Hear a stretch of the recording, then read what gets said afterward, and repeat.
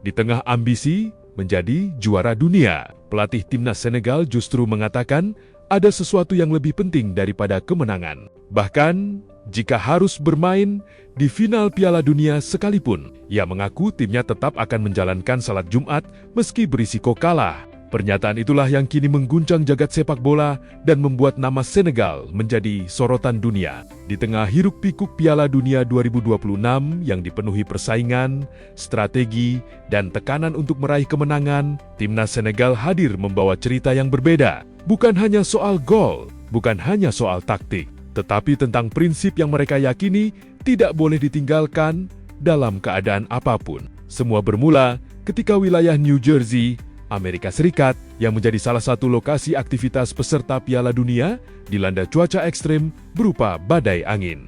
Demi alasan keselamatan, muncul berbagai imbauan agar aktivitas di luar ruangan dibatasi. Namun perhatian media internasional justru tertuju kepada timnas Senegal yang tetap menjalankan salat Jumat. Dalam konferensi pers, seorang jurnalis mempertanyakan keputusan tersebut.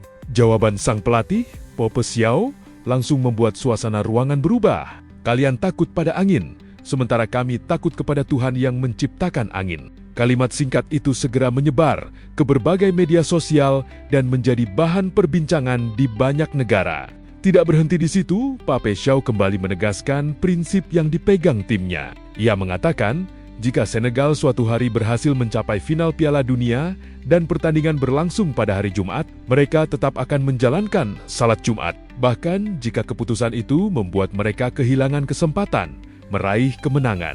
Pernyataan tersebut memunculkan berbagai respons. Banyak yang menganggap ucapan itu sebagai bentuk keteguhan prinsip yang jarang terlihat di tengah dunia olahraga modern yang sangat kompetitif. Lalu sebenarnya siapa timnas Senegal? Tim yang dijuluki Lions of Teranga atau Singa Teranga ini merupakan salah satu kekuatan terbesar sepak bola Afrika dalam 2 dekade terakhir.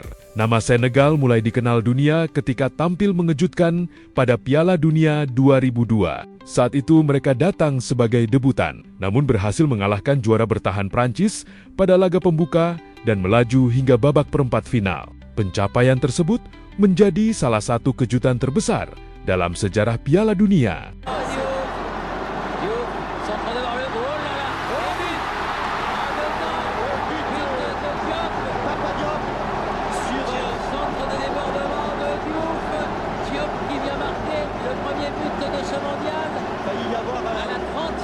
Sejak saat itu, Senegal terus berkembang menjadi tim yang disegani. Mereka rutin melahirkan pemain-pemain berkualitas yang bermain di liga-liga elit Eropa dan menjadi langganan turnamen besar dunia. Di skuad Senegal saat ini juga terdapat banyak pemain Muslim yang dikenal terbuka, menunjukkan identitas keagamaannya.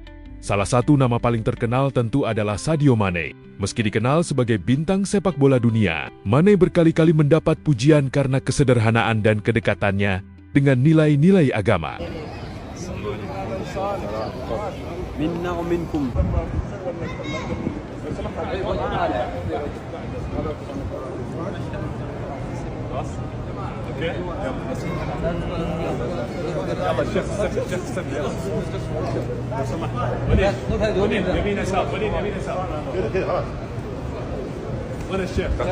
Selain Mane, banyak pemain Senegal lainnya yang juga tumbuh dalam lingkungan masyarakat yang sangat religius. Hal itu tidak mengherankan karena sekitar 94% penduduk Senegal memeluk agama Islam. Di negara Afrika Barat tersebut, nilai spiritual menjadi bagian penting dalam kehidupan sehari-hari masyarakat. Karena itulah, bagi banyak pemain Senegal, sepak bola dan keyakinan bukanlah dua hal yang saling bertentangan. Keduanya berjalan berdampingan. Menariknya lagi, sosok yang kini menjadi pusat perhatian dunia, Pape Thiaw, bukan orang baru dalam sejarah sepak bola Senegal. Ia merupakan bagian dari generasi emas Senegal yang mencatat sejarah pada Piala Dunia 2002. Setelah pensiun sebagai pemain, Thiaw melanjutkan karier sebagai pelatih dan perlahan membangun reputasinya hingga dipercaya menangani tim nasional senior. Di bawah kepemimpinannya, Senegal menunjukkan performa yang konsisten dan menjadi salah satu wakil Afrika yang diperhitungkan di Piala Dunia 2026. Sementara itu, cuplikan pernyataan Pape Thiaw terus menyebar luas di media sosial. Banyak netizen memberikan dukungan dan mengaku kagum terhadap keteguhan prinsip yang ditunjukkan timnas Senegal. Ada yang mendoakan Senegal melangkah jauh di turnamen ini. Ada pula yang menilai bahwa sikap tersebut menunjukkan bahwa kesuksesan tidak selalu harus membuat seseorang melupakan nilai yang diyakininya. Terlepas dari berbagai pendapat yang muncul, satu hal yang pasti, timnas Senegal telah menghadirkan sesuatu yang berbeda di Piala Dunia 2026. Mereka tidak hanya membawa harapan sebuah negara, mereka juga membawa identitas, keyakinan, dan prinsip yang mereka pegang teguh di tengah panggung olahraga terbesar di dunia. Dan mungkin itulah alasan mengapa satu kalimat dari Pape Thiaw mampu membuat banyak orang terdiam. Karena di tengah dunia yang sering mengukur segalanya dengan kemenangan, Senegal justru mengingatkan bahwa bagi sebagian orang ada nilai yang dianggap jauh lebih besar daripada sekadar mengangkat trofi. Ditanya jurnalis Amerika kenapa timnas Senegal nekat keluar hotel saat lagi badai buat sholat Jumat, pelatih Senegal langsung buat jurnalis terdiam. Momen ini bertepatan saat timnas Senegal di Piala Dunia AS saat ini. Tempat mereka menginap, New Jersey, sedang dilanda cuaca buruk dan angin kencang ekstrim. Petugas keamanan sudah mewanti-wanti agar anggota timnas Senegal tidak keluar dari hotel penginapan. Namun itu tak menghentikan langkah mereka buat menerobos badai demi sholat Jumat. Tapi aksi itu justru buat seorang jurnalis Amerika heran dan mempertanyakan keputusan tersebut. Namun Pep Thiaw, pelatih Senegal, memberikan jawaban menohok. Kamu takut pada angin, sedangkan kami takut pada Tuhan yang menciptakan angin. Bahkan jika masuk final Piala Dunia, kami tetap akan sholat Jumat meskipun harus kehilangan trofi. Sebuah keteguhan iman yang luar biasa di panggung sepak bola modern.